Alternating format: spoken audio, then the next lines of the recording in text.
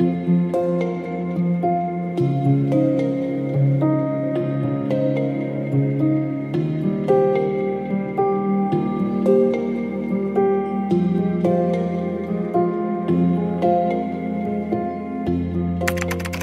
datang kembali di channel Pegawai Jalanan. Semoga informasi yang kami sajikan ini bisa bermanfaat untuk kita semua. Silahkan kalian simak video ini agar kalian bisa menangkap informasi yang kami sajikan. Selamat menonton.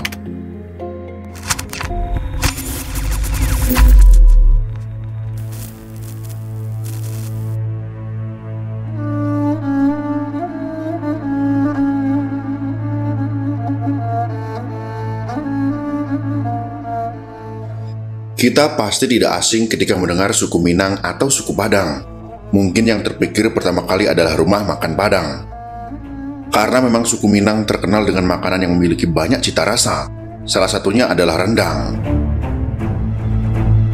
Suku Minang adalah suku yang mendominasi penduduk di Sumatera Barat. Jika suku Batak banyak mendiami daerah pedalaman Sumatera, maka suku Minang adalah suku yang banyak mendiami daerah pesisir Pulau Sumatera. Menurut isi buku kecil sejarah situs-situs budaya Minangkabau di Jorong Batur, umumnya sejarah Minangkabau hanya dapat diketahui dari Tambo. Tambo sendiri merupakan hikayat ataupun cerita yang menjelaskan tentang asal-usul nenek moyang orang Minangkabau, hingga tersusunnya berbagai peraturan yang tersusun hingga saat ini. Namun begitu, muncul sebuah penilaian bahwa hanya sekitar 2% isi cerita dalam Tambo yang adalah fakta sejarah. Hal ini disebabkan karena isi Tambo dipenuhi dengan interpretasi umum ataupun pribadi. Jenis Tambo sangatlah variatif, di antaranya adalah Tambo tulisan, Tambo lisan, Tambo asli, Tambo saduran, dan Tambo terjemahan. Sementara itu Tambo yang tersebar di Sumatera dinamakan dengan Tambo layang. Tambo layang telah berumur sekitar 200 tahunan. Tambo jenis ini berisi tentang tulisan Arab Melayu. Meskipun adanya ketiadaan sejarah Minangkabau yang tidak pasti, masyarakat Minangkabau percaya bahwa asal-usul nenek moyang mereka berasal dari puncak Gunung Merapi di Sumatera Barat. Dari Tambo yang diterima secara turun-temurun, menceritakan bahwa nenek moyang mereka berasal dari keturunan Iskandar Zulkarnain.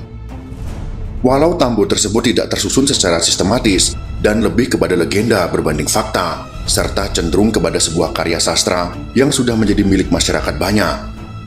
Namun kisah Tambo ini sedikit banyaknya dapat dibandingkan dengan Salalatus Salatin, yang juga menceritakan bagaimana masyarakat Minangkabau mengutus wakilnya untuk meminta Sang Sapurba, yaitu salah seorang keturunan Iskandar Zulkarnain, untuk menjadi raja mereka. Masyarakat Minang merupakan bagian dari masyarakat Deutero Melayu atau Melayu Muda yang melakukan migrasi dari daratan Cina Selatan ke Pulau Sumatera sekitar 2000-2500 tahun yang lalu. Beberapa kawasan daerah ini kemudian membentuk semacam konfederasi yang dikenal dengan nama Luha, yang selanjutnya disebut juga dengan nama Luha Nantigo, yang terdiri dari Luha Limo Puluah, Luha Agam, dan Luha Tanah Data. Pada masa pemerintahan Hindia Belanda, kawasan Luha tersebut menjadi daerah teritorial pemerintahan yang disebut Afdeling, dikepalai oleh seorang residen yang oleh masyarakat Minangkabau disebut dengan nama Tuan Luha. Sementara seiring dengan pertumbuhan dan perkembangan penduduk, masyarakat Minangkabau menyebar ke kawasan daerah yang lain, serta membentuk beberapa kawasan tertentu menjadi kawasan rantau. Konsep rantau bagi masyarakat Minang merupakan suatu kawasan yang menjadi pintu masuk ke alam Minangkabau. Rantau juga berfungsi sebagai tempat mencari kehidupan, kawasan perdagangan.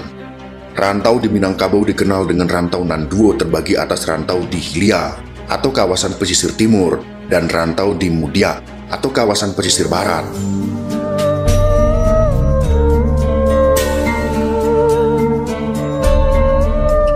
Pada awalnya penyebutan orang Minang belum dibedakan dengan orang Melayu, namun sejak abad ke-19, penyebutan Minang dan Melayu mulai dibedakan, melihat budaya matrilineal yang tetap bertahan berbanding patrilineal yang dianut oleh masyarakat Melayu pada umumnya. Kemudian pengelompokan ini terus berlangsung demi kepentingan sensus penduduk maupun politik. Selain dari Tambo suku Minang tersebut, beberapa ahli sejarah mengatakan bahwa nenek moyang masyarakat Minangkabau berasal dari bangsa Austronesia Bangsa Austronesia dulu bermukim di daerah Yunan Cina Selatan. Mereka datang ke Nusantara ini dalam 2 gelombang. Gelombang pertama datang pada zaman Neolitikum, yaitu zaman batu baru, sekitar 2000 sebelum Masehi.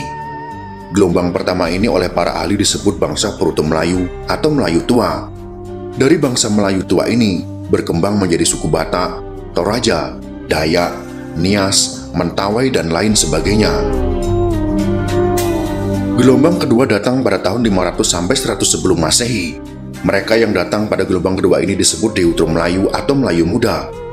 Dari bangsa Melayu Tua ini berkembang menjadi suku Minangkabau, Jawa, Makassar, Bugis, dan lain sebagainya. Ada pula yang berpendapat bahwa suku Minang berasal dari India bagian selatan. Berikut ini adalah opini tentang suku Minang berasal dari India bagian selatan berdasarkan fakta-fakta antropologi.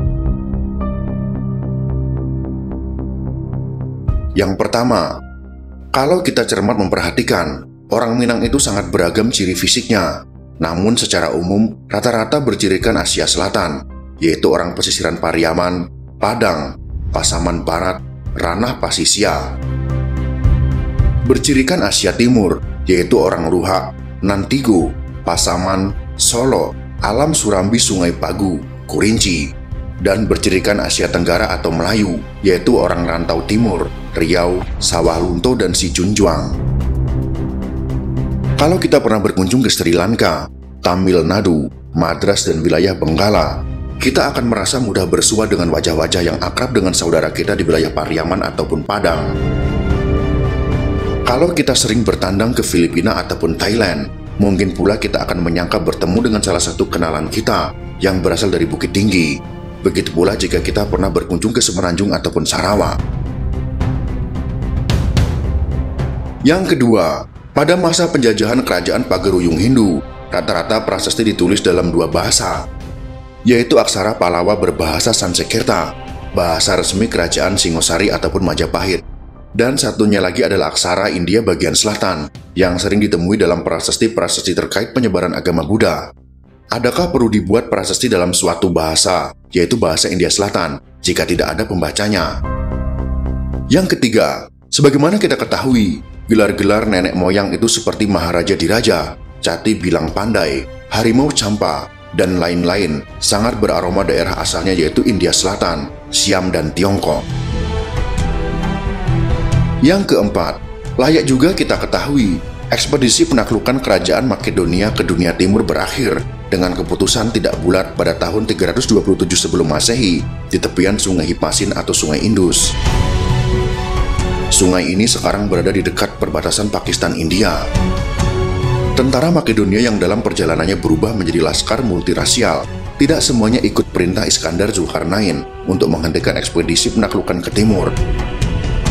Beberapa faksi dengan tetap membawa panji-panji kehormatan Iskandar Zulkarnain meneruskan perjalanan menyusuri pesisir pantai Malabar India sampai India Selatan dan Sri Lanka, bahkan ada pula yang menyeberangi laut ke selatan sehingga sampai di Sumatera, seperti wilayah pantai barat dan Aceh. Yang kelima, pada masa permulaan abad Masehi sampai beberapa abad kemudian, di India Selatan berkuasa kerajaan Chola Mandala yang pengaruhnya sampai ke Sri Lanka, Siam, Myanmar, dan tentu saja Sumatera. Pada saat bersamaan, kerajaan-kerajaan besar di Nusantara seperti Sriwijaya baru saja tumbuh. Imigran India Selatan banyak yang menyebar sampai Sumatera, terutama Aceh dan Pantai Barat. Pantai Barat sendiri adalah wilayah internasional yang ramai pada masa itu.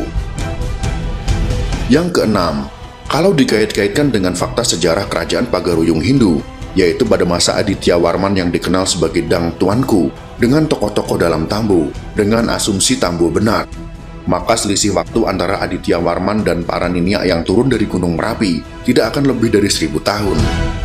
Sehingga dengan asumsi itu, bisa diramal tahun turunnya Niniak itu sekitar tahun 300 sampai 400 Masehi. Yang ketujuh, suku Caniago ada yang mengatakan berasal dari kata Cino Niago atau orang Cino yang pandai berniaga. Sedangkan suku Bodhi tentu sangat erat dengan kata Bodhi atau Bodhisatwa yang lekat dengan ajaran Buddha dari India.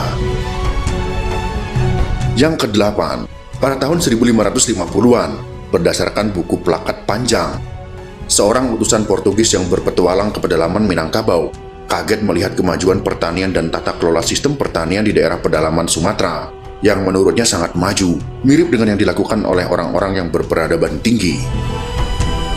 Yang kesembilan, di Pariaman sampai saat ini masih berlaku adat uang jemputan, yang ternyata ditemukan pula di beberapa negara bagian di India. Dan yang ke-10, di daerah Kerala, Tamil Nadu, India, ditemukan komunitas yang menganut matrilineal, sekaligus mengaku keturunan Iskandar Zulkarnain juga. Itulah beberapa pendapat tentang asal-usul suku Minang yang dapat kita jadikan referensi. Adapun penamaan suku Minang yang dipakai pada desa, ini berawal dari adanya isu yang beredar bahwa kerajaan Pagaruyung akan diserang oleh kerajaan Majapahit dari Jawa. Agar tidak terjadi pertumbuhan darah, maka diusulkan untuk melakukan adu kerbau. Peristiwa adu kerbau ini akhirnya dimenangi oleh kerbau kerajaan Pagaruyung. Kemenangan tersebut memunculkan kata Manangkabau, yang artinya menang kerbau. Sehingga selanjutnya, kedua kata tersebut dijadikan nama desa Minangkabau. Hal ini dilakukan sebagai pengingat dari kemenangan peristiwa adu kerbau antara kerajaan Pagaruyung dan kerajaan Majapahit. Masyarakat Minangkabau mendirikan rangkiang atau rumah loteng yang atapnya mengikuti bentuk tanduk kerbau. Itulah sekelumit kisah tentang asal-usul suku Minang. Semoga informasi yang kami sajikan ini bisa menambah wawasan untuk kita semua.